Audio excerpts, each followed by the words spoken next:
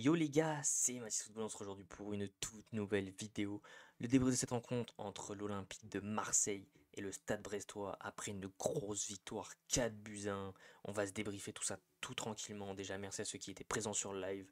Ça fait plaisir de voir de plus en plus de monde. On rôde tous 5000 abonnés sur YouTube, ça fait extrêmement plaisir.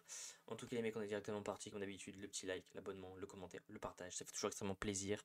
Et on y go, victoire 4 buts à 1 des Marseillais dans un orange vélodrome qui avait les fanatiques d'absents, c'est dommage. Mais quand même une très belle ambiance, on le connaît ce stade Vélodrome. L'effet notable de ce match, c'est le triplé d'Amine Gouiri, notre Algérien, notre Brésilien, notre ce que vous voulez, notre Cabé-Nouéveux, notre Benzema à nous, qui a fait un match incroyable, qui a mis son triplé, qui est reparti, rideau, tranquille. Non, match incroyable. Déjà, les gars, on est sur SofaScore comme d'habitude, c'est les boss. Super interface qui fait plaisir. Triplé de Gouiri, but de Greenwood et but de Sima. Côté brestois, donc déjà le premier but de Gouiri, ça part d'un très bon centre de Luis Enrique qui est à l'opposé, qui met un long ballon sur Amine Gouiri. Gouiri comme Benzema, qui contrôle, qui prend son temps, qui arme une frappe petit filet, ça rentre tranquillement.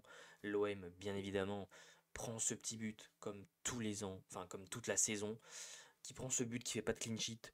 C'est sur un corner, une tête qui vient toucher la barre, c'est récupéré, Ajor qui frappe, parade de Rouli, ça revient dans les pieds de Sima qui vient allumer la cage.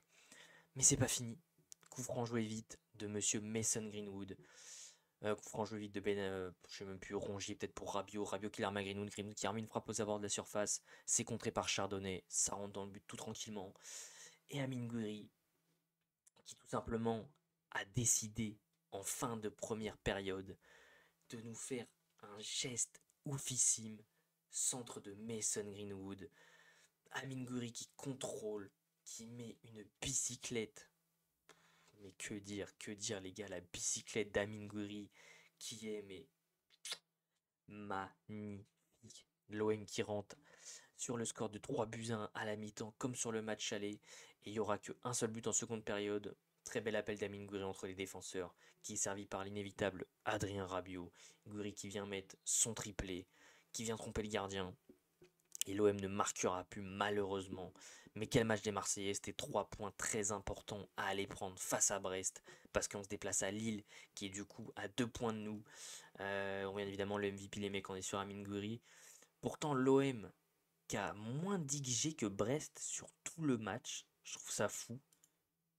Brest qui a plus d'XG que l'OM sur tout le match. L'OM qui a que 0,95 d'XG pour 4 buts et 1,81 d'XG pour Brest pour un but. Ça montre qu'on a vraiment été très très réaliste. Une seule grande chance, 5 pour Brest. On se tire à 9. 3 arrêts de deux côtés. On sent quand même que Bizot qui était pas là, ça a été compliqué. Un OM qui a été moins possessionnel avec le ballon que d'habitude, et ça portait ses fruits parce que l'OM qui a très bien joué en transition, 502 passes et 419 pour Brest, on est quasi à 50-50, et l'OM qui a tout simplement voilà, laissé le ballon à Brest et qui a piqué à chaque fois en contre, ça a été très très bien joué. On peut aller se faire bien évidemment les mecs un par un comme d'habitude, en plus on a la fameuse hitmap sur SofaScore, c'est ça que j'aime bien aussi. Donc déjà on peut voir la position moyenne des joueurs. Du côté olympien, on avait quand même un OM qui était pas si haut que ça, avec seulement 4 joueurs dans la première partie de terrain de Brest. Donc en l'occurrence, je connais pas les numéros, peut-être Luis Enrique, Greenwood, Gouiri, Rabiot, qui étaient surtout dans la première moitié de terrain. Après on avait un OM assez bas, un Rongier qui était plutôt bas, Balerdi, Garcia, si je dis pas de bêtises, Murillo. Voilà, on n'avait pas des joueurs qui étaient extrêmement hauts. Et limite Brest était quasiment plus haut que nous, avec presque 6 joueurs. Je sais pas compter, si, j'ai compté 6 joueurs, presque dans notre première moitié de terrain. Donc ouais, franchement, Brest qui a été très très haut, mais on les a piqués en contre. Rouli, très bon match dans l'ensemble. Il a sorti une très belle parade dès la première minute de jeu. Il fait du bien, il rassure, il fait les parades qu'il faut. Il prend malheureusement ce petit but comme d'habitude. Je pense qu'il doit être rageur pour lui. Mais bon, au moins, l'OM prend les 3 points ce soir et en met 4 derrière. Alors c'était une défense à 3 les mecs, pas une défense à 4, hein. La compo est pas forcément très bonne. Comme d'habitude, défense à 3, Kondogbia, Ballardi, Murillo et Garcia qui était un cran plus haut, avec Luis Enrique à ses côtés ici, ils se sont un peu trompés, hein.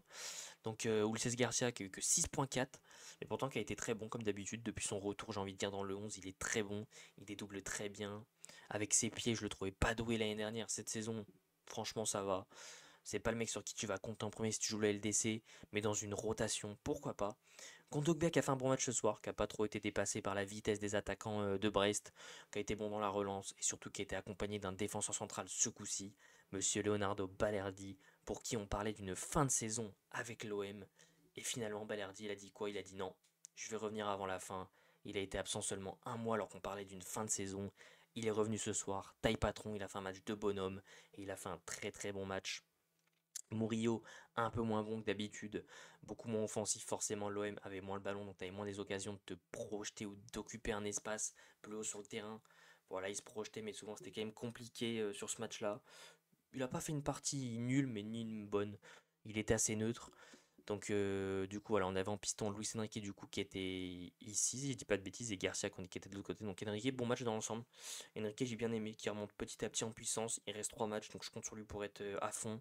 Ce milieu de terrain, Pierre-Emile Højbjerg, Valentin Rongier, bon Højbjerg, hein, la plaque tournante encore une fois, qui a dû toucher un nombre incalculable de ballons, de toute façon je crois qu'on peut le voir. Il est haut notre bon Pierre-Emile Højbjerg, voilà, 70 passes, 77 passes tentées, 70 réussies, 91% de passes. Incroyable, Højbjerg, vraiment la plaque tournante de ce milieu de terrain. Rongier, qui a été bon aussi lui dans l'ensemble, hein, qui a fait les bons retours défensifs qu'il fallait, qui a fait le taf encore une fois. Puis ce trio d'attaque, Rabiot, Greenwood, Guiri, que dire ce soir de ce trio d'attaque? Greenwood qui a fait les efforts, que ce soit offensif, défensif, qui a pris son couloir, qui a pris l'axe, qui a fait un match du Greenwood du début de saison, un match qu'on aime, et il est décisif. Ça fait plaisir d'en voir Greenwood comme ça. Rabiot, 2 passes décisives. Rabiot qui nous fait du Rabiot depuis son arrivée, qui est très décisif, très bon dans le jeu. On comprend vite pourquoi le mec il a joué pour les grands clubs. Et forcément le MVP de ce match, monsieur Amin Gouiri qui nous met un triplé, avec en plus cette reprise de volée incroyable, magnifique. Donc forcément, ça fait extrêmement plaisir. Et les entrants, on a eu Ismaël Benasser qui a remplacé Rongier, bonne entrée. Jonathan Roux qui a remplacé Gouiri, pareil, très très bonne entrée ces dernières semaines, qui fait des très bonnes rentrées. Jonathan Roux, qui a failli même obtenir un penalty, mais bon, finalement, il y a une position de danger, même si je suis pas sûr. Cornelius rentré tranquille, Merlin rentré tranquille. Et Amin qui a fait une bonne entrée, qui a beaucoup proposé en l'espace seulement d'une dizaine de minutes avec le temps additionnel, qui a apporté beaucoup de mouvements, qui avait vraiment envie de marquer. Malheureusement, il n'a pas réussi. Mais ouais, qui a apporté beaucoup d'envie. Côté de Brest, forcément, ce match, il a été très compliqué. On a forcément Couder, qui était titulaire en l'absence de Bizot. C'est pas le même niveau, on l'a vu. Ça a été très compliqué pour lui ce soir, même s'il n'est pas aidé par sa défense. Et comme on peut le voir, un Chardonnay cardinal, 2 cartons jaunes. Chardonnay qui sera absent face à Lille, s'il y a des supporters brestois qui passent par là. Ça a été compliqué pour les deux, hein, qui se sont souvent fait bouffer par Amine Gouiri, déjà, qui prenait beaucoup les espaces. En fait, il y avait énormément d'espace, forcément, parce que Brest voulait venir chercher haut les Marseillais. Et nous, on avait tendance à, du coup, être très bas et à savoir se projeter, chose qu'on n'a quasi pas fait sur cette deuxième partie de saison, mais qu'on sait très bien faire. Malheureusement, on ne l'a pas fait, mais ce soir, on l'a montré, et c'est ce qu'on avait fait à l'aller, ce qui nous a permis d'être très très bon. Les latéraux, Kenilala, Aïdara qui a posé quand même un petit peu de soucis côté gauche, mais sans être franchement très décisif. Le milieu de terrain, Lesmelou Magnétique, je les ai rarement vus comme ça, surtout Lesmelou, qui n'a pas fait une belle prestation, vraiment très très compliqué. Et l'attaque, mon Sima, Pereira Lage, Madi Camara et Ajorg. Ajorg au jeu, forcément, il pose des problèmes. Mais s'il n'arrive pas à se retourner, bah, c'est tout de suite plus compliqué. Abdallah Sima qui a posé des soucis quand même dès le début du match avec des longs ballons dans le dos où il était présent. Et ça s'est au fur et à mesure éteint en seconde période. Pareil pour Pereira Lage et Madi Camara, assez transparent quand même dans l'ensemble, hein. Et les entrants, Kamori Doumbia, bon, qui a apporté du mouvement mais sans être forcément flamboyant. Mama Baldé, que je trouve toujours aussi nul, très honnêtement. Jonas Martin, Romain Del Castillo, Amidou Makalou. Des entrées très compliquées après en fin de match, forcément. À 4-1, la motivation n'était plus là. Et on peut terminer, bien évidemment. Bon, déjà, il y avait des absents, les mecs, hein, du côté de Brest, forcément. Compliqué aussi quand t'as pas mal d'absents et pas mal de suspendus. Donc l'OM qui était dans l'obligation de reprendre cette deuxième place à Lille. L'OM qui l'a fait, qui a repris 2 points d'avance sur le LOSC, qui en plus a un goal average devant l'AS Monaco maintenant. Très fort d'être revenu à ce goal average là. Plus 1 sur Monaco, plus 5 sur Lille. Et l'OM qui se déplace à Lille, ça sera un match décisif pour la fin de la saison. Et Brest agglutiné dans ce milieu de tableau, qui eux en plus à 44 points sont à 10 points d'une place européenne. Ça risque d'être compliqué en 3 matchs, même impossible, ils pourront plus jouer l'Europe, c'est officiel. Mais je pense qu'ils vont tout faire voilà, pour aller chercher la 7ème, 8ème place peut-être. Non, la 8ème, parce que la 7ème c'est plus possible. Mais Brest, voilà, qui aura quand même fait une grosse saison, chapeau à eux. Maintenant, prochain match les gars, direction le stade de Lille, Pierre Mauroy, pour aller bouffer les Dogs et garder cette deuxième place qui est importantissime. En tout cas les mecs, c'est tout pour ce petit débrief comme d'habitude. Le petit like pour le référencement, ça fait toujours extrêmement plaisir.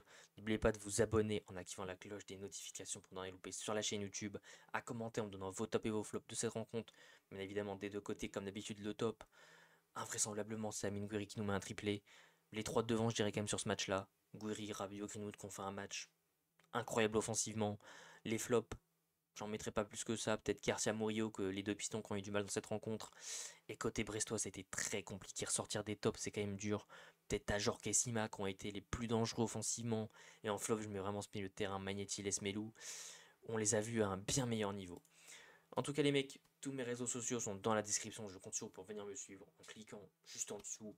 On continue comme d'habitude de supporter le plus grand club de France, l'Olympique de Marseille. Sur ce, c'était Mathis Football. Ciao l'équipe.